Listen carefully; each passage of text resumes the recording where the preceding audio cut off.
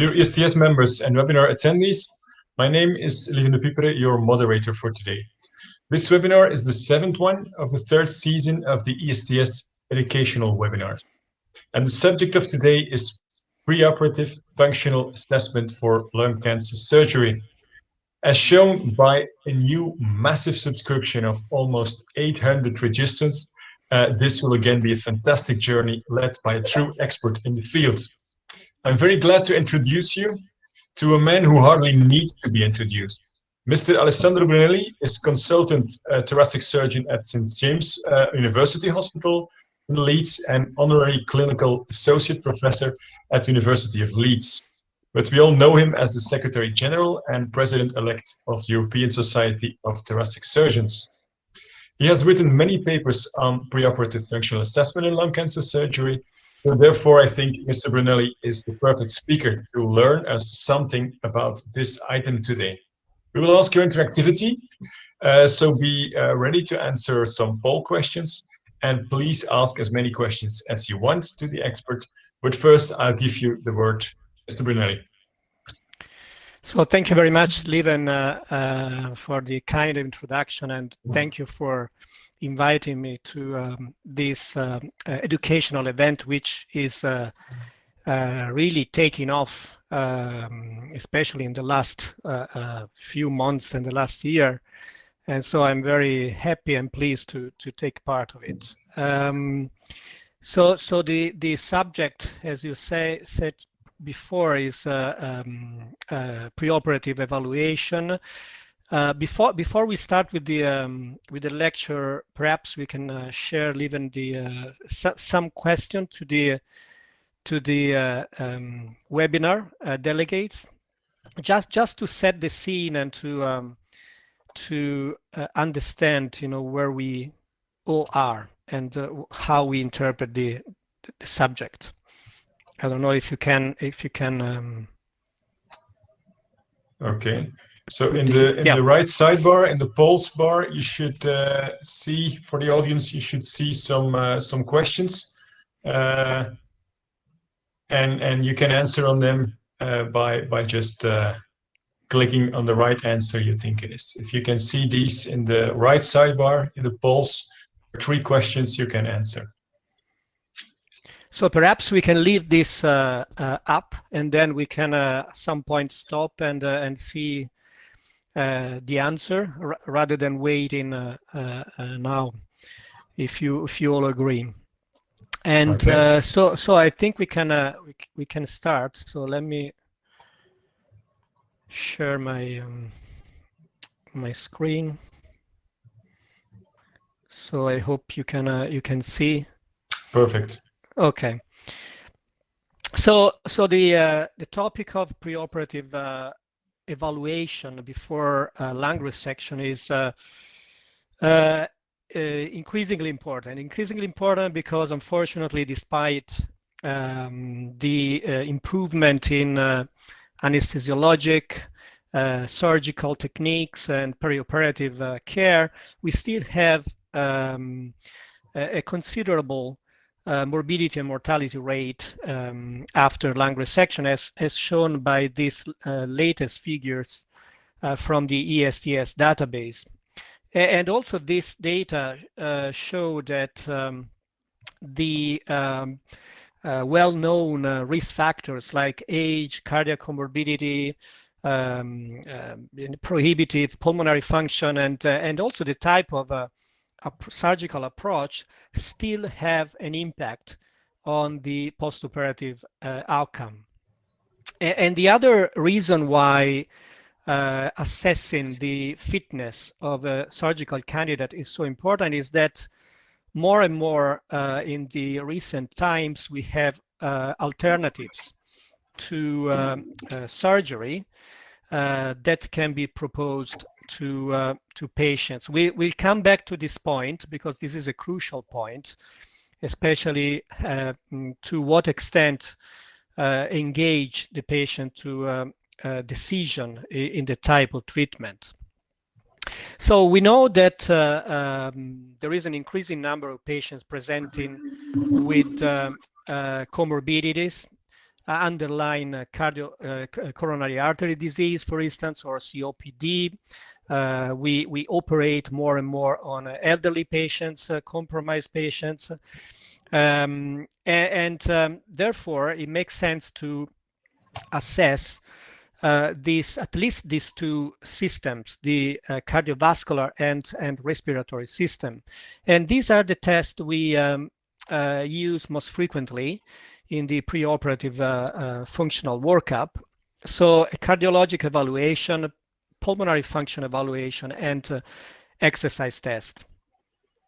So we know from the ESTS database and from clinical experience that approximately 9% of patients, for instance, present with ischemic heart disease, a history of ischemic heart disease. And we also know that these patients have an increased risk of mortality, of recurrent ischemic problems after surgery, and other cardiovascular complications.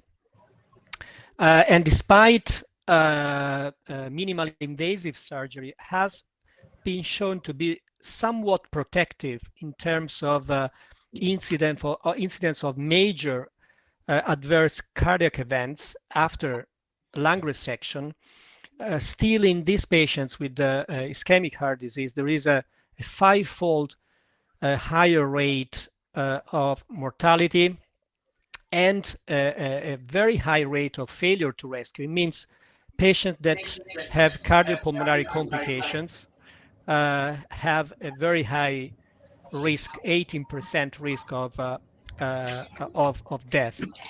So there is some underlying mechanism or reduced aerobic reserve that put these patients at increased risk. So it makes sense to screen patients for underlying cardiovascular disease. And this is what has been proposed by the ACCP guidelines published in 2013. There is a flow chart for the cardiologic evaluation, which is mostly based on the American Heart Association, American College of Cardiology guidelines. But it starts with the preliminary screening using even a risk scores, like the Thoracic Revised Cardiac Risk Index, which is a modification and recalibration of the Revised Cardiac Risk Index published in the 90s. And then, patients with the increased cardiac risk, they should be referred for a cardiac consultation. And you see, some of these patients may need revascularization or PCI, and then in this patient, surgery need to be postponed for at least six weeks. The Thoracic Revised Cardiac Risk Index, which is included in the functional guidelines of the ACCP, has been developed in more than 10 years ago, specifically developed on patients undergoing major lung resection, and basically is a recalibration of the Revised Cardiac Risk Index with pruning of the risk score from 6 variables to 4 factors. And you see here the factors and their weight. And you see how well it discriminates the different classes of risk between patients at risk of having major cardiac events after surgery. This is not atrial fibrillation. Major adverse events includes cardiac death, cardiac arrest, pulmonary edema, etc. The cardiac assessment is the preliminary step in the preoperative evaluation. If the patient is deemed at a low cardiac risk or treated for cardiac condition, they can proceed to a formal cardiopulmonary evaluation and pulmonary function evaluation. This is the flowchart, the algorithm proposed by the ERS and ESTS guidelines in 2009. These guidelines are now undergoing a revision and update. There is a task force which has recently been appointed, and their work is expected to be completed in a couple of years. But this is what the guidelines stated at that time. The most important element was the proposing a systematic measurement of DLCO, when at that time DLCO was reserved or measured only in patients with the low FEV1, and then an emphasis on exercise testing. You see at the end of the flowchart that this algorithm, the guidelines are quite prescriptive. So they basically stated that a patient, for instance, with a PPO VO2 below 10 milliliter was inoperable for lobectomy or pneumonectomy. And this was a big statement. This has been then changed, and the tone of the last step and recommendation basically has been modified in the more recent ACCP guidelines published in 2013. The elements in the guidelines in the flowchart are more or less the same. So split lung function with systematic measurement of DLCO and predicted postoperative FEV1 or DLCO, and then low technology exercise test as a screening test like stair climbing test or shuttle wall test, and for those performing poorly at this test, cardiopulmonary exercise test. The cutoffs, the thresholds, values remain similar, but the big difference here is that the patients are not classified as operable or inoperable, but as high risk, moderate risk, or low risk. So you screen the risk, you stratify the risk, and then you basically discuss the risk with the patient and with your colleagues, obviously at the MDT, to choose the most appropriate treatment in that context.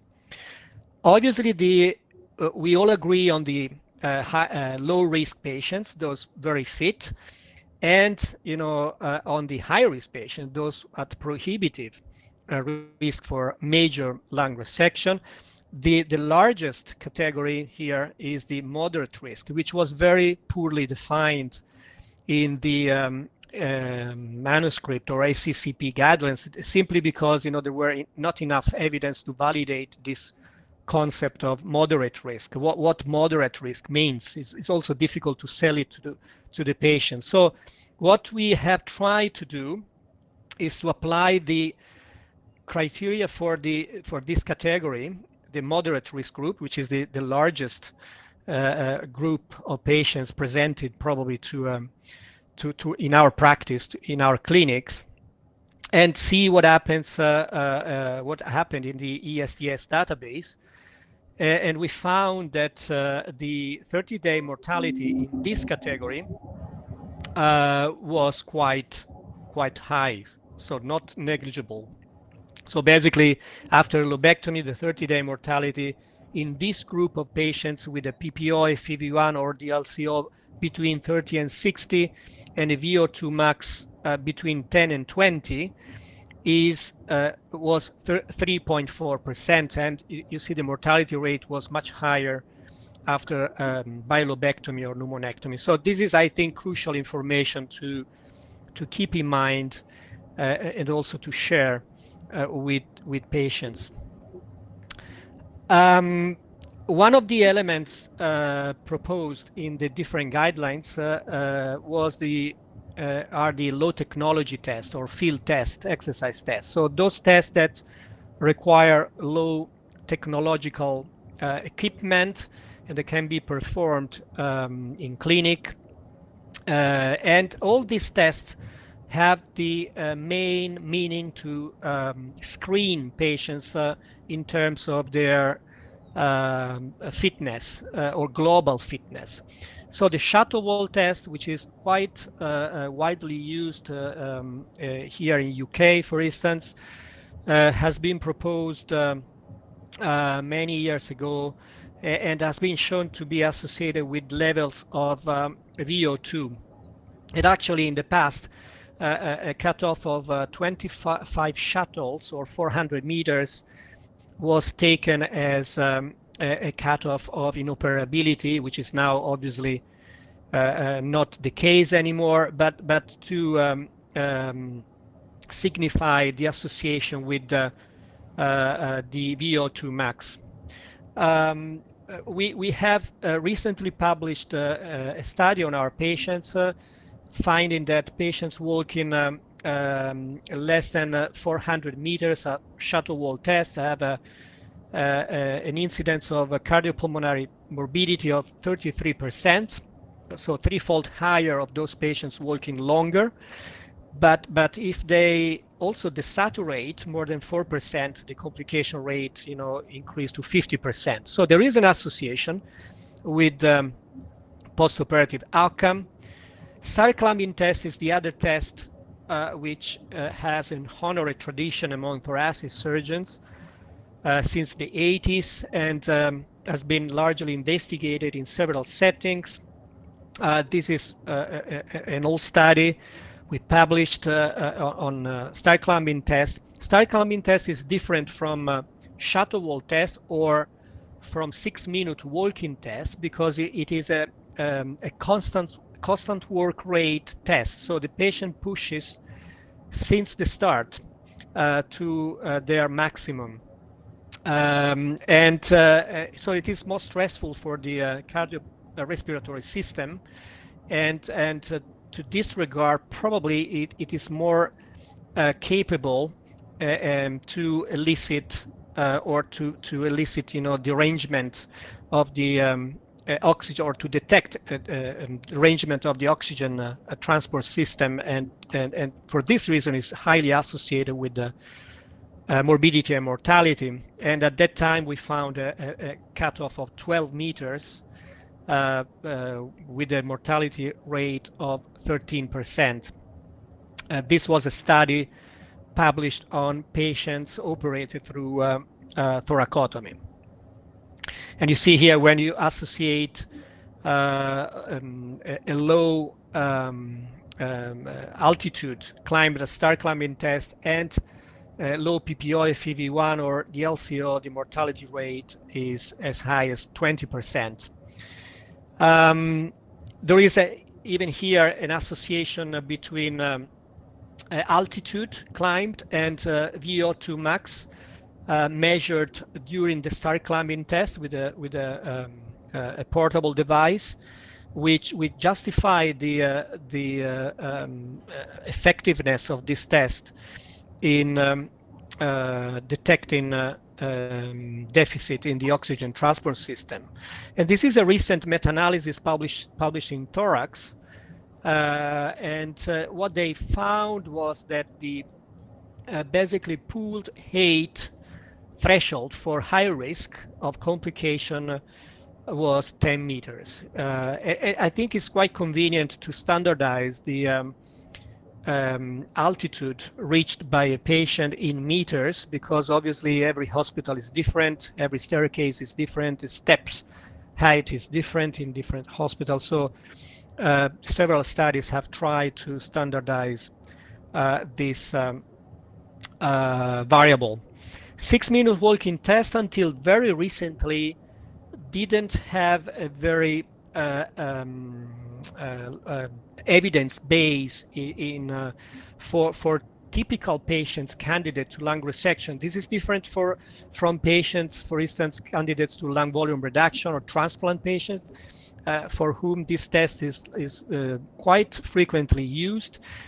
But in our traditional, standard population of lung cancer surgical patients, this has only recently proved to be associated with complications, and the distance more frequently or consistently associated with the a cardiopulmonary complication is 400 meters. And in this very recent study published in Chest, again, the authors selected the patients classified as moderate risk group, and according to PPO FEV1 or the LCO, and they found that in this patient, a short distance walked at 6-minute walking test, represented by 400 meters, was associated with a 43% cardiopulmonary morbidity rate. So it's very predictive at especially in the moderate risk group. DLCO or PPO DLCO has been associated with pulmonary morbidity or mortality since the 90s. These are the studies from Ferguson and his group. It is clear that there is an inverse association between the level of PPO DLCO and the incidence of pulmonary complication and mortality, and that this association holds true for both patients with COPD and non-COPD. This is for mortality and pulmonary complications. So there is no justification in not performing this test, this measurement in patients with normal FEV1.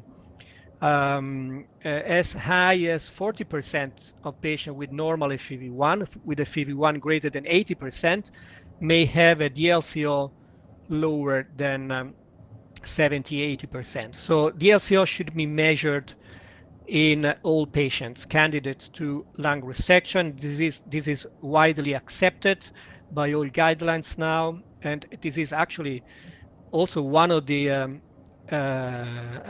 process endpoint used by in the calculation of the composite performance scores for the quality certification in the ESTS. Probably the gold standard for evaluation of fitness before lung resection is the cardiopulmonary exercise test, which is performed in under protected conditions, standard condition, either on a bike or treadmill. There are several protocols. So there have been many studies with small population series in the 80s and 90s until studies published by Bolliger and colleagues who clearly found an association between VO2 max, even expressed as percentage of predicted, and incidence of cardiopulmonary complication and mortality. We found more than 10 years ago that VO2 max below 12 milliliter per kilo per minute was associated with a very high mortality rate after major lung resection and very high cardiopulmonary morbidity rate. Again, the safety threshold is 20 milliliter per kilo per minute, but only a minority of patients nowadays present to our practice with this very high level of VO2 max, about 10-15%. So this is a minority.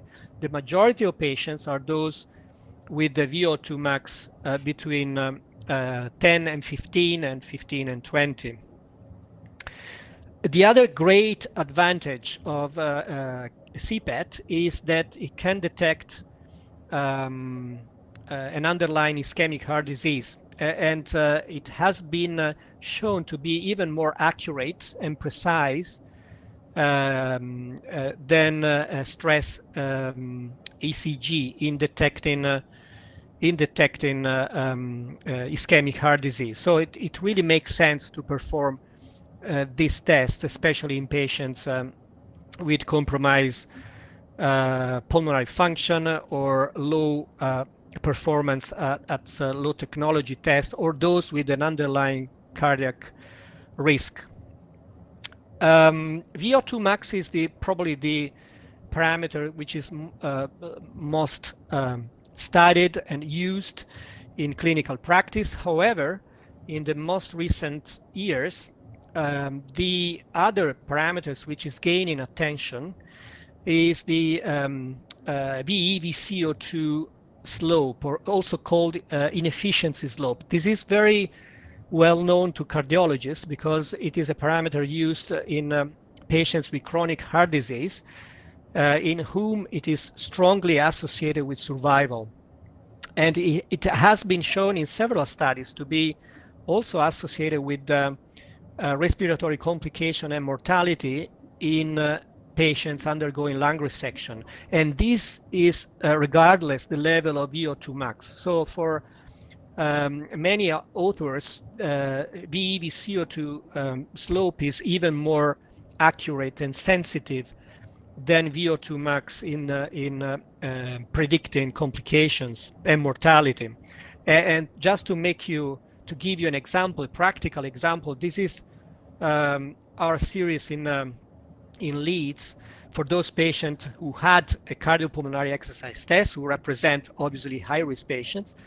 Those with a VE/VCO2 slope greater than 40 may have a 90-day mortality as high as 19%. So a very significant and important factors, which is now, at least in our center, used to screen patients and to classify patients at high risk, for instance, and to discuss patients in the high-risk MDT. And all members of the MDT are quite convinced of this parameter.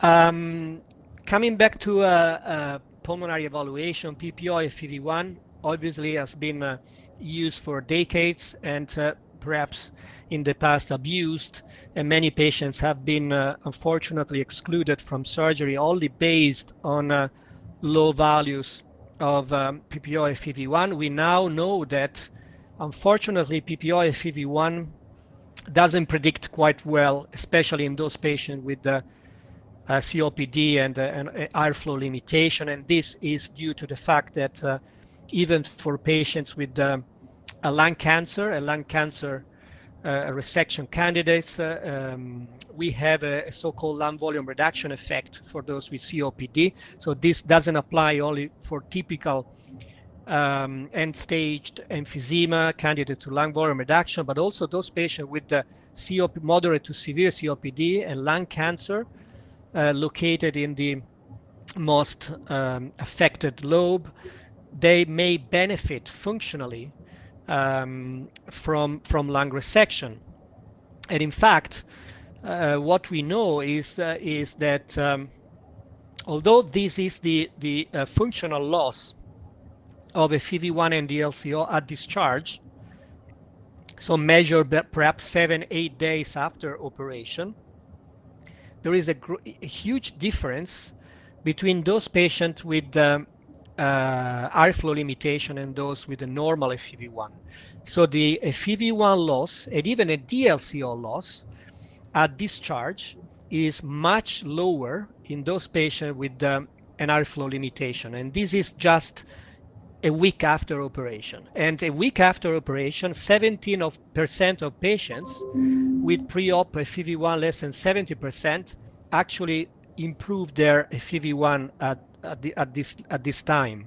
So this is a remarkable information that explain why perhaps PPO FEV1 cannot be used to select patients for operation, cannot be used alone for this.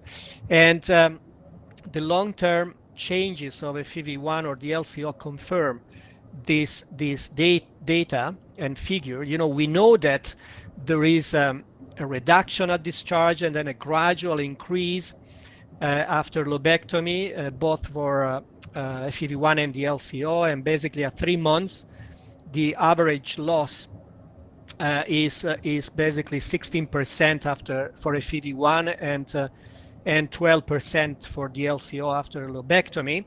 But this is certainly different for patients with and without COPD. And in fact, at 3 months, 27% of patients with COPD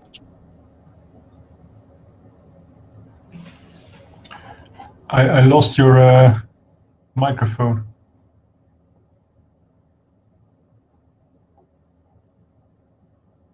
Still? I don't know what happened. Still cannot hear you.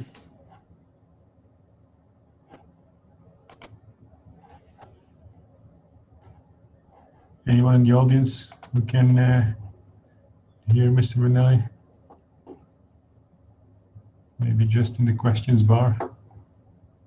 I heard everything well, and was just the last sentence. No sound. No, also not for the public.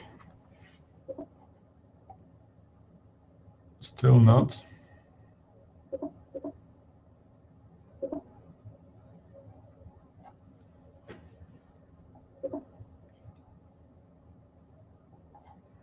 I don't know what happened. Still not.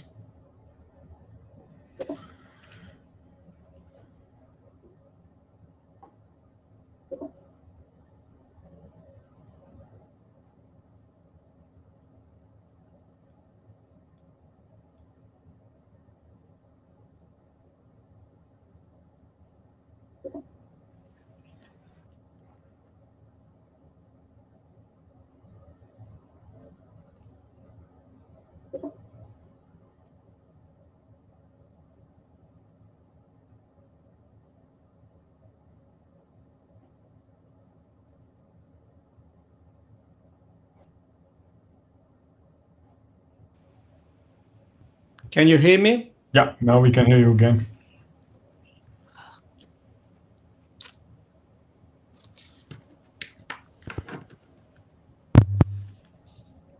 So what I can do is... Like this, it is perfect, huh? Is okay now? Yeah, it's perfect. Okay. Okay. I don't know what happened. With apologies to the audience, but I also had technical problems in the beginning of this webinar. Okay. Can you hear me? Yeah, we can go on like this, I think. So yeah. So basically, at 3 months, the 27% of patients with COPD actually improved their FEV1, and the same proportion improved their DLCO. So the other aspects that have changed compared to the guidelines, there have been many changes in the last decades. One of these is the emphasis given to prehabilitation and rehabilitation. This is one of the concepts and elements of ERAS. This is a very recent meta-analysis in Cochrane showing that exercise training before lung resection actually improved exercise capacity, expressed in terms of VO2 max and 6-minute walking distance, but also improved quality of life, especially the physical component score, and dyspnea after treatment. There are few studies showing an impact of prehabilitation on outcome. And you see here this meta-analysis showing a benefit in terms of length of stay in those patients who underwent prehabilitation and also a cardiopulmonary complication, especially postoperative pulmonary complication. So there is a rationale and justification in, if possible, logistically, organizing and setting up a program of preoperative exercise rehabilitation in those patients judged at high risk. And this is also the recommendation from the ERAS, ESTS guidelines. These slides, this is very busy, I don't want to discuss this, but it highlights the problems with all the studies dealing with rehabilitation or prehabilitation.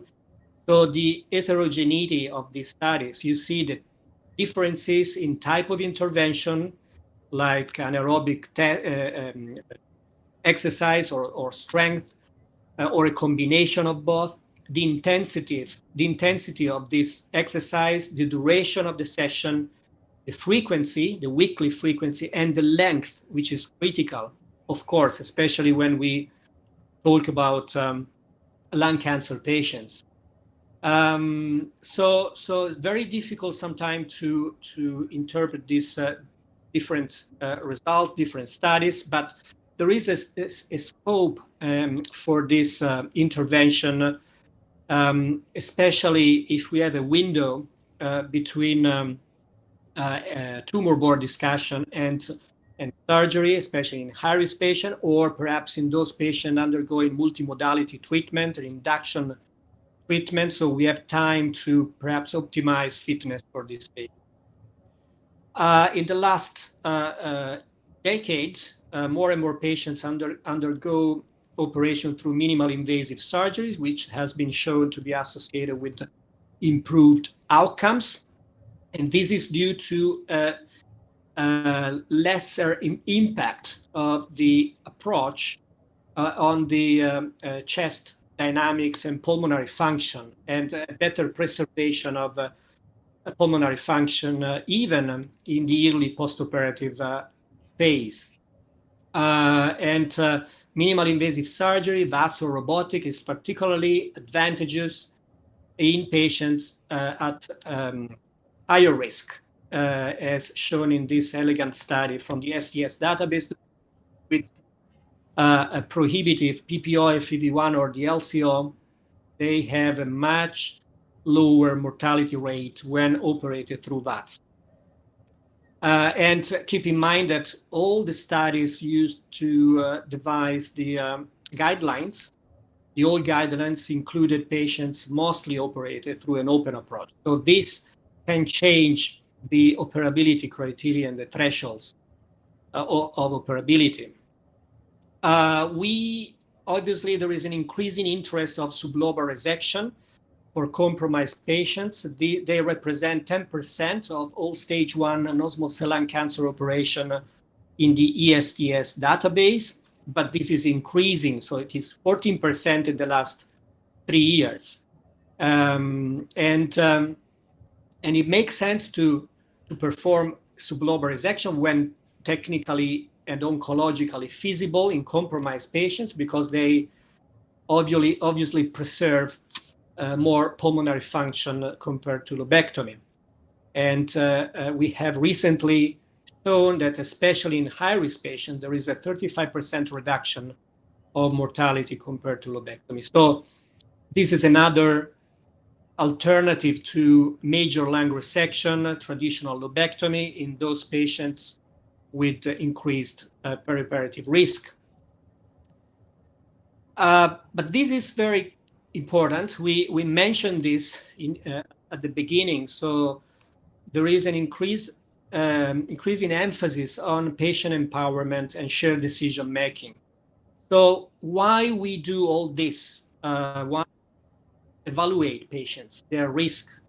Why we stratify the risk is to try to convey to the patients the most accurate information as possible at the time we discuss with the patient their surgical procedure, surgical risk, and treatment choices. So their decision-making process is a mechanism, a process in which clinicians and patients work together to clarify treatment sharing, basically information about options, but also sharing their culture, beliefs, experience, skills, knowledge, and motivation. So this is very important. Now, to which extent a patient prefer to be completely passive and guided by the surgeon or the physician and on the other hand, patients have strong preferences for a treatment, these obviously remain to be further investigated, and obviously is variable, depends on the patients and their background. But what we know is that patients have clear preference about possible outcomes of lung resection. We know that they value quality of life, they value independence, mobility, return to normal life more perhaps than cardiopulmonary complication or mortality. And we know this is clear from different studies like this recent one. So we need to put emphasis on their value and their quality of life. The point is, it's very difficult to predict quality of life of a patient, but they still, their preferences need to be respected and taken into account when selecting the treatment choice.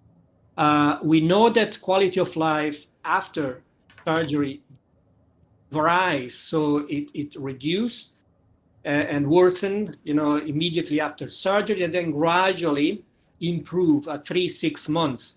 Although some scales, like physical functioning, pain, and general health may remain reduced and lower than preoperative.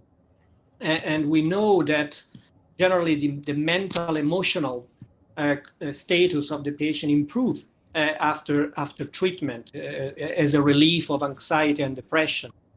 So these are all important information. However, unfortunately, there are not consistent factors, objective factors that can predict quality of life. And so this is the most common question the patient asks in clinic. So how well, how good will be my life, if I can return to walk my dog, to do gardening, to go back to work. This is sometimes difficult to tell.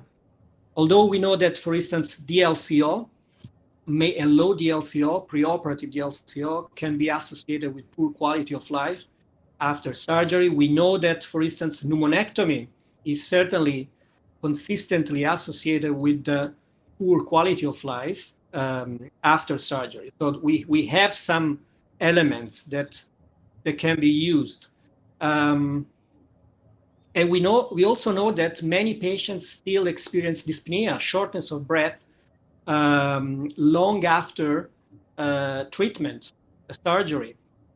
So basically 60% of patients after between 1 and 6 years after treatment report some form of dyspnea, and 40% of these patients basically they didn't report it before surgery. So this is an important problem, and especially DLCO, the presence of COPD, the use of smoking, they increase this risk. And we have tried to evaluate this in our patients. This will be presented more extensively at the next ESTS. But what we found is basically 31% of patients immediately increase in dyspnea at 1 year after surgery. And this is higher in younger patients and female. So it is important consideration. I think we need to move more and more toward the patient and listen to the patient, their values and expectations. This is my last slide, just to now remind that obviously there is a date of the guideline on for treatment involving obviously all treatment, radical treatment, not just surgery, chemotherapy and chemoradiation.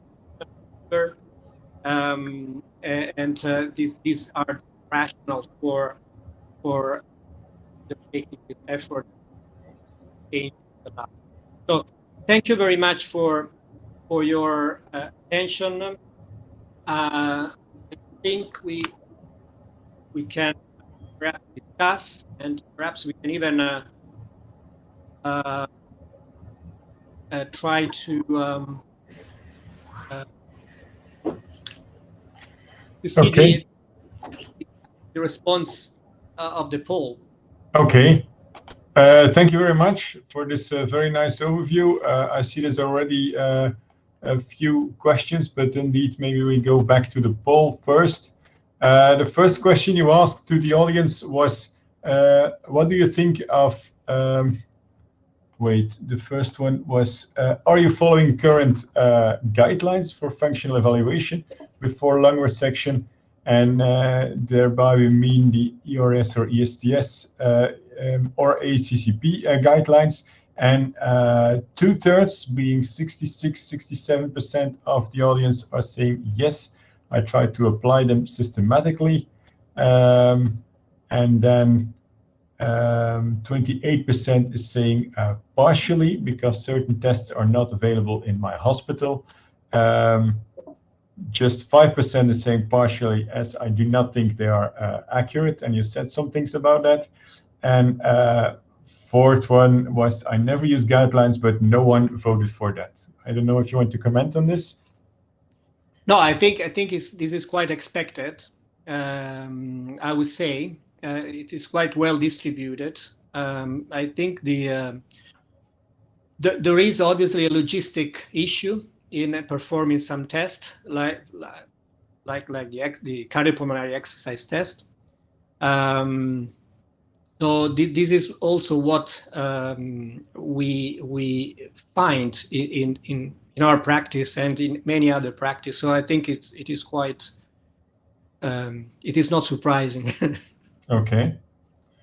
The second question you asked was, which test recommended by the current guidelines do you not use for fitness evaluation of lung cancer patients? 40% is saying none. I always apply these guidelines and all tests recommended. And then 31% is saying the shuttle walk test or the stair climbing test I do not use. 19%, so 1 in 5 is saying the CPET, the cardiopulmonary exercise test. And 10% is saying that DLCO measurement is not systematically used because of unavailability. Any comments on that? No, I think what I should stress here is the try at least to do the DLCO in all patients. It can be expected that some tests like a cardiopulmonary exercise test or other low technology tests are not performed for any reason.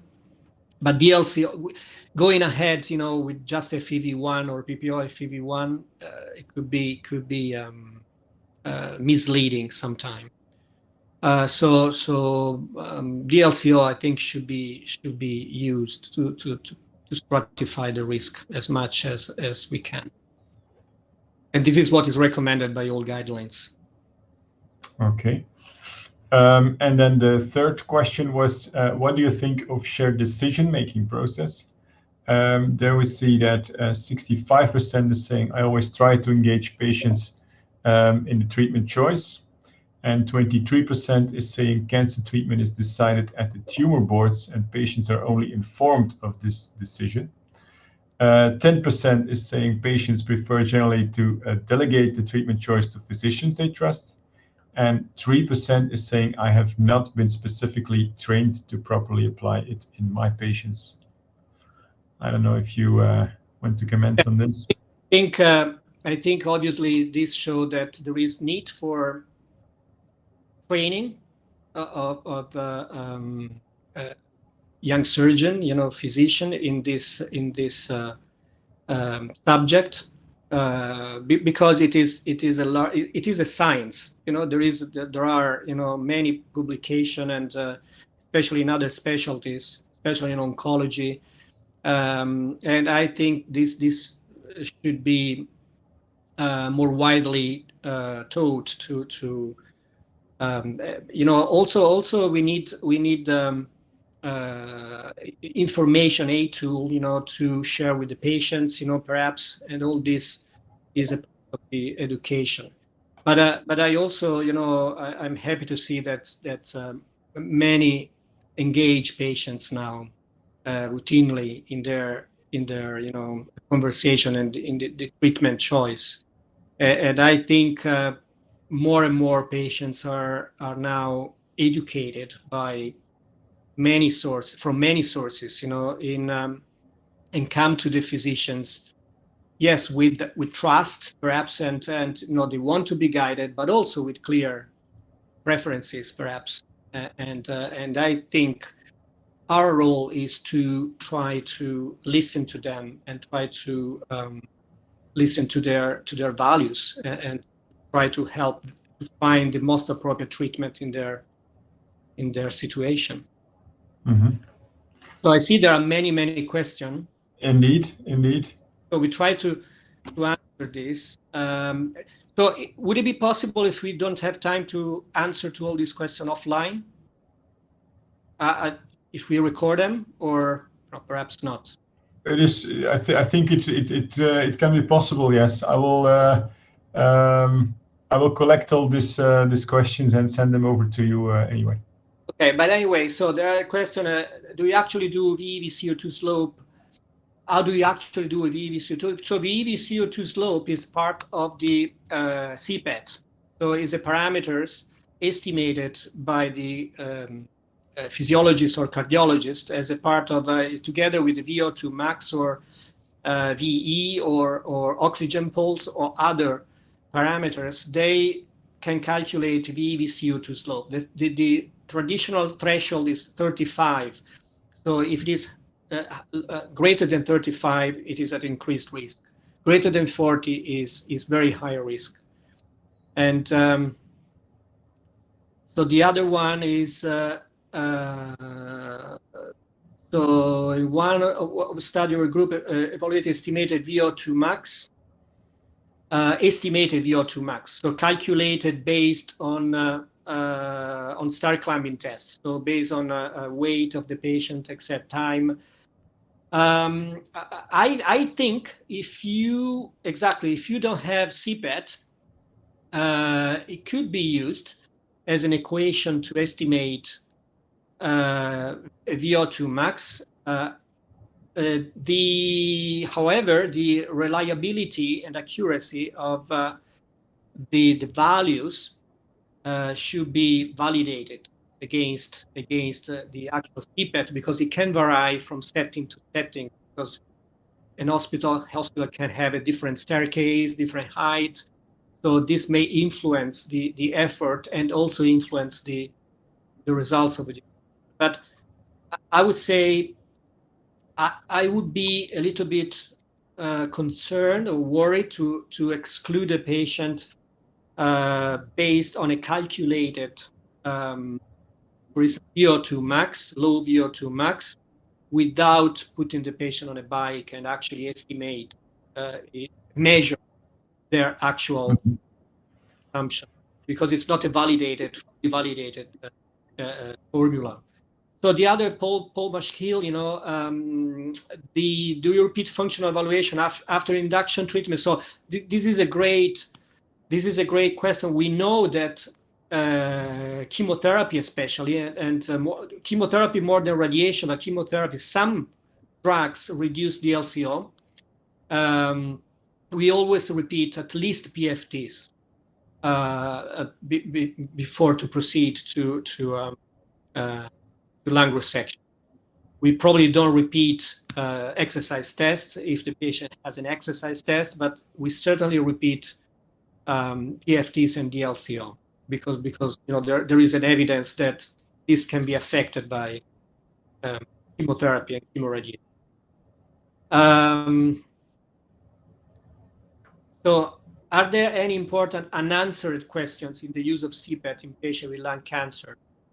This is, I try to interpret this. I don't know exactly, but probably this refers to the fact that there are patients that are falsely estimated.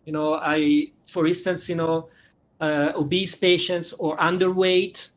So when you use the value corrected for kilograms, this can give artificially low or high values, and this should be actually taken into account. So this can give a false figure, and perhaps percentage or predicted values should be used instead of these absolute values corrected for kilograms.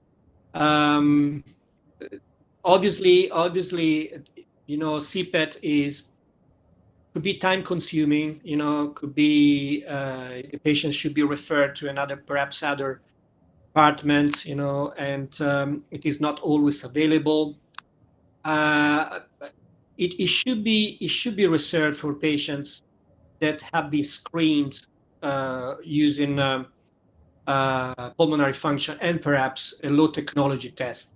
So especially, but for those with poor function, I would recommend to use it. And the reason is not to decide whether the patient is operable or not, but the CPET can in good hands, performed by a cardiologist or a physiologist, can give you the exact, explain you the exact reason why there is a deficit in the oxygen transport system, and perhaps optimize the patient, correct that defect, so, and bring the patient to operation in a better condition.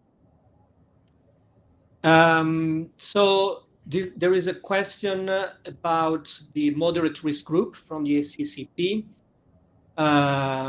which if proceeded with CPET may actually fall out of the surgical candidate section. So in these subgroups, how far do you recommend sticking to guidelines and go ahead with CPET or go for surgery without it? So this is a very good question. And actually, in many centers, I expect this patient with a PPO-FEV1 between 30 and 60 or below 60, they can perhaps proceed directly to operation without CPET as recommended by guidelines. There is no study comparing head-to-head patients undergoing CPEX and those proceeding directly to surgery. The majority of studies are retrospective. There are a lot of selection bias. Obviously, there are many reasons why, in addition to PPO, FEV1, or DLCO, why a patient could be referred or not to a CPET. At least in our center here in Leeds, we generally stick to the guidelines. And for these patients, we tend to refer them to for CPET, to have a better idea of their function. So do you ever offer surgery to a patient in the high risk group? So VO2 max below 10. So this is a crucial question, to be honest, because as said before, VO2 max doesn't state that the patient is inoperable, but define the patient as high risk. So we can perhaps perform a sublobar resection in these patients. We can minimal invasive, which is basic surgery. And obviously, the patient needs to accept the risk. Everything needs to be discussed with the patient and put it in perspective. We have alternatives like SABR or chemoradiation. Obviously, they have improved as well. It's not just surgery and perioperative care that have improved, but radiation oncologists have improved a lot. So it depends on the patient. When it comes to this high risk level, with the patient and patient engagement, this make crucial. And other factors may play a role, not just morbidity and mortality, for instance, quality of life of the patient or patient, some circumstance. Patient is an elderly patient living alone or the only carer of another elderly spouse, they cannot afford to risk, that to be not independent after surgery or poor quality of life. Perhaps they can choose another treatment. So I think we need to be a little bit more flexible when it comes to this level of risk, and take everything into consideration. VVCO2 slope, again, would you recommend for any patient who is candidate for lung resection or only for selected patients? I would say for those patients who are candidates to CPAP, cardiopulmonary exercise. So those that fall in the higher risk group, moderate risk group, that in whom cardiopulmonary exercise test indicated. Then this is a parameters you have it together with the VO2 max. So this is not an additional work for physiology or chemistry. So it is just on us to take it into consideration along with VO2 max when we have CPAP available. There is another question. My question is that how should we perform risk assessment when CPAP shuttle wall tests are not possible due to neurological disease or vascular disease or orthopedic? So this is another very crucial point. A considerable proportion of patients have orthopedic problems, neurologic disease, or sick, or so for this. Sound is again a bit more difficult. Can you hear me? Can you hear me? I can hear you again. Yeah. So for these patients in whom CPAT is not possible or walking test is not possible, I think we have to go with what we have. Really, we know from studies that the inability to perform an exercise test is per se an increased risk factor. So these patients are already higher risk because of the conditioning, because their postoperative course will be more complicated. So no physiotherapy will be possible. Mobilization will be a problem. So there is a higher risk, but obviously a solution would be for some of these to use an arm ergometer instead of a bike or a treadmill, but values or VO2 are not validated in our population. So there is another question. If we have time, Lieven, if we can, I think we can run.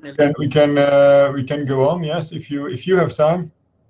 So there is a question of prehab in non-small cell lung cancer considered for surgery. Would you recommend a prehab before and after neoadjuvant treatment, and which exercise? So this is very important, especially I think for those patients in whom we have a window opportunity, patients who are referred for neoadjuvant treatment.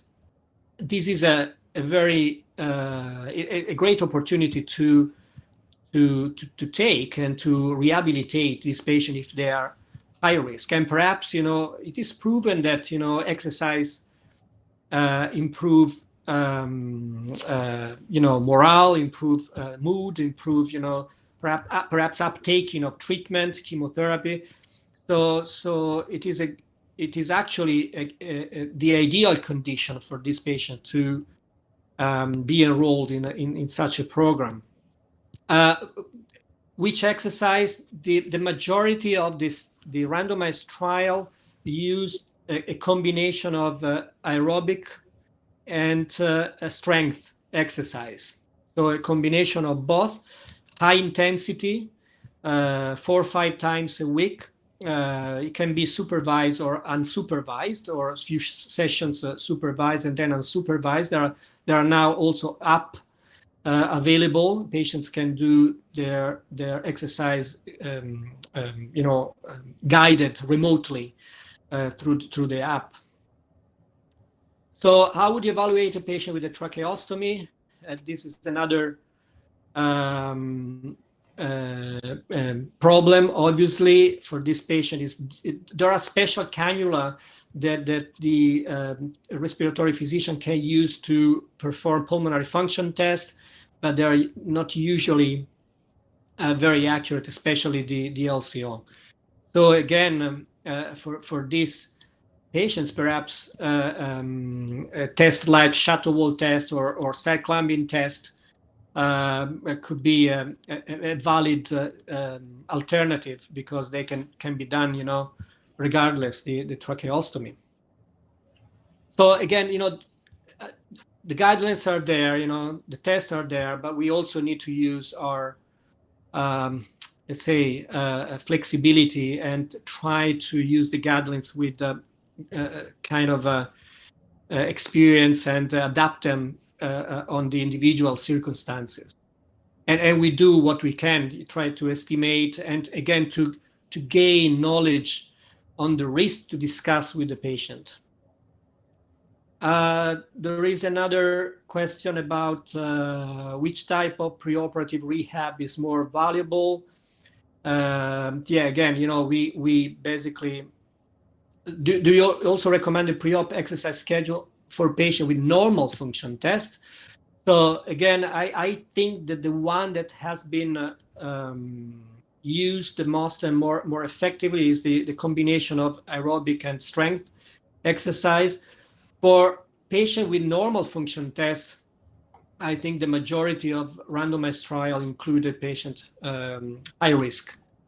So obviously, exercise is beneficial for all patients, for all individuals, for all of us. So there is nothing wrong if you have the, let's say, the setting and the time to do it, to ask a patient, to guide a patient to be rehabilitated even with normal function. What I used to say to patients in clinic is that they need to prepare for, it's like they prepare for a big sporting event when they go to surgery. It's like the Olympics for them. So they need to train. If you have a stationary bike, if they can walk, if they can do stairs at home, and if they can be enrolled in a prehab, supervised structured prehab is even better. Complication during CPET or stair climbing test, this is really minimal. This is really minimal. So the tests are obviously safe. Obviously, it's cardiopulmonary exercise test. Medical legally is safer because it's in a protected environment. Stair climbing test, you can do it under the supervision of a doctor or a nurse, but you do it in a remote wing of a hospital, perhaps far away from the office, or but in any case, really in our experience, we never observed major complication with this test. Are there other CPET variables that could be? So this is another important question. You can detect ischemic heart disease just checking at the curve of the work and the VO2. You can also estimate if the patient has a pulmonary pressure, increased pulmonary pressure, by looking at the graphs. There are many parameters that you can ask the cardiologist to inform your discussion with the patient. But the two most studied are VO2 max and VEV-CO2. I don't know, there are many other. I don't know. Many other questions indeed. I suggest indeed, as you said, to give them to you, and then we can see how we publish them to the audience, because this is very interesting. But this can take some more time. For me, it's no problem. I see for the audience, they also not leaving the room, but I don't know if you still have time. Well, we can go on for another 10 minutes, perhaps. We try. Well, let's try for 10 minutes, and then we can send the rest of the questions to you. So how many patients referred to surgery have you rejected based on this measurement in the last 2 years? This is a very precise question from Florentino.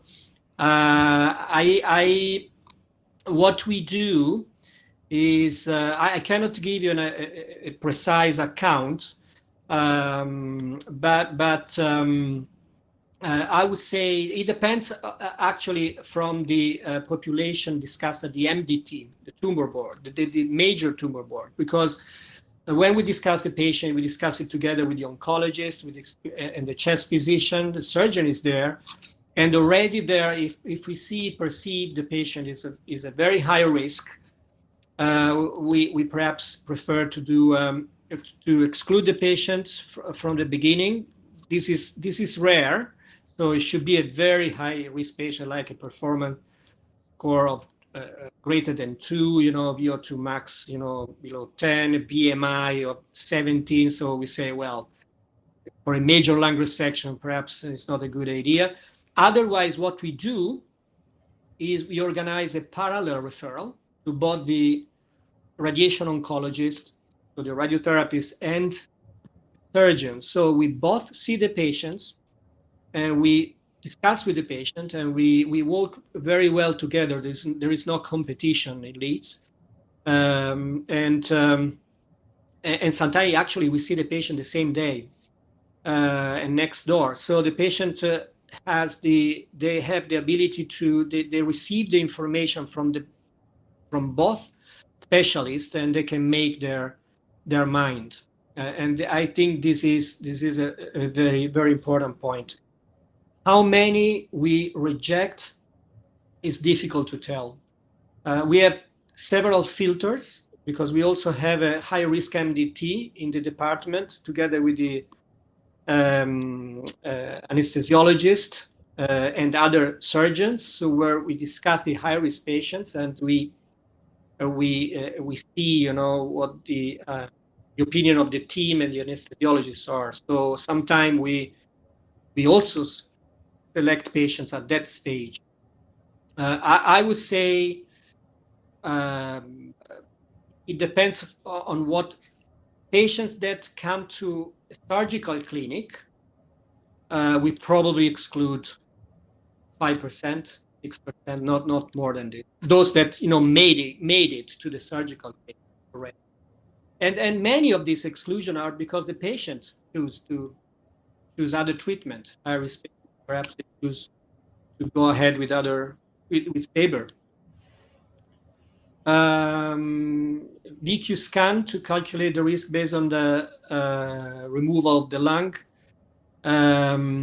We perform VQ scan. We perform perfusion scan, not VQ, not ventilation. Perfusion scan only for pneumonectomy candidates, not for lobectomy or segmentectomy. So a patient. This is a very good question. Okay, so a fit patient, but high risk for other reason, like super elderly, who lives independently, large cancer. And in this case, we have these patients. And in this case, I tend to respect their quality of life a lot. So if we can do a sublobar resection, perhaps, a wedge or a segmentectomy. If you have to do a pneumonectomy for a T3 in an 80, this is out of best. I personally don't do. I prefer to advise against. And so the quality of life is critical. And also, even if these patients have good values, if something goes wrong, their reserve certainly lower than a young patient. Not much pain.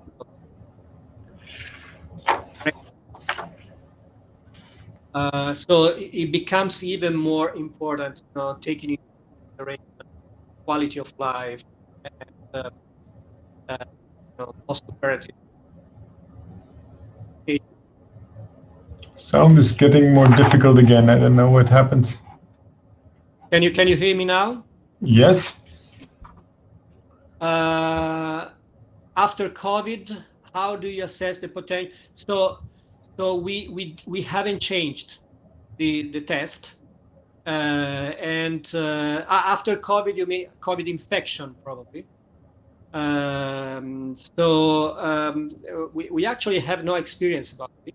We haven't operated on patients for lung cancer on patients with previous pneumonia. But for those positive, those who test positive without symptoms, we usually advise at least 4 weeks, and then we re-swab them.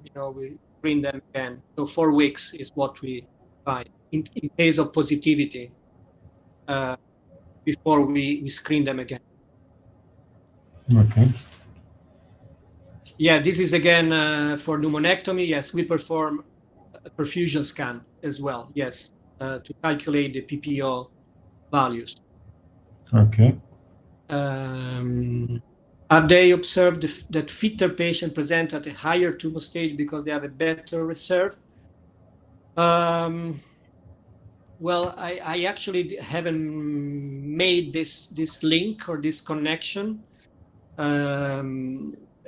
Could be that fitter patients tend to present later to the general practitioner because they don't have respiratory symptoms, because they have greater reserve, so they tend to delay. While COPD patients, perhaps if they have a tumor, they start to have a higher shortness of breath. This is possible, but we never studied this link.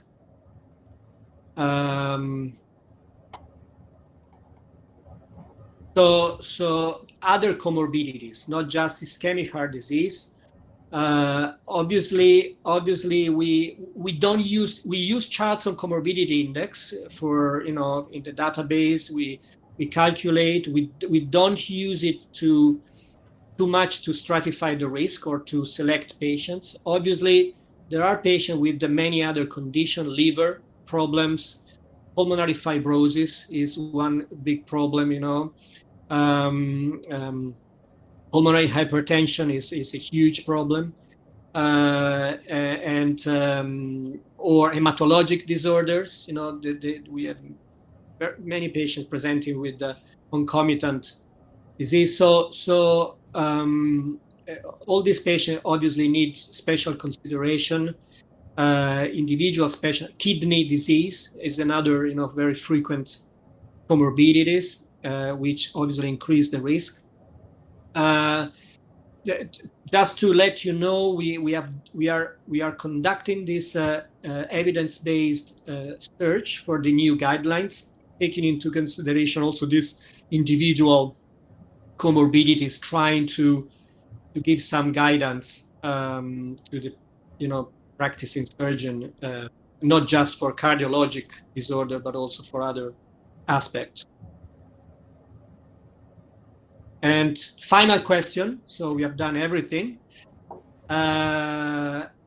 So which test is most important in assessing respiratory function and predicting postoperative complication? I would say DLCO is crucially important, because we have seen that it is associated with the pulmonary complication, mortality, long-term survival, and quality of life. So there is evidence that DLCO is. So I consider DLCO like a more global parameter than a FEV1. A FEV1 is just blowing your respiratory volume. DLCO has many other components, including hemoglobin, cardiac output, and other elements that contribute to the value. And in this regard, it assesses fitness or respiratory fitness more accurately than a FEV1. So DLCO and in our center, at least, VEV-CO2 for those patients with cardiopulmonary exercise test, we take it into consideration. We see sometimes that low DLCO is quite associated with the high VCO2 and desaturation at exercise, which is always a ominous sign in terms of predicting postoperative outcome and quality of life. It's not just morbidity and mortality, but also, well-being of patients after. I think we have done everything. Indeed, we have. Thank you very much. Thank you also to the audience for the many questions you had. We had almost 300 live attendees, so this is very good. Thank you very much, Alex Brunelli, for this excellent webinar today. I hope for the audience to see you back next month. And I saw in the questions that this will be also very interesting, because this last webinar for this season will be a pro-con debate on early stage lung cancer between a surgeon and a radiation oncologist. So thank you very much. See you next month, and stay safe. Thank you. See you. Bye.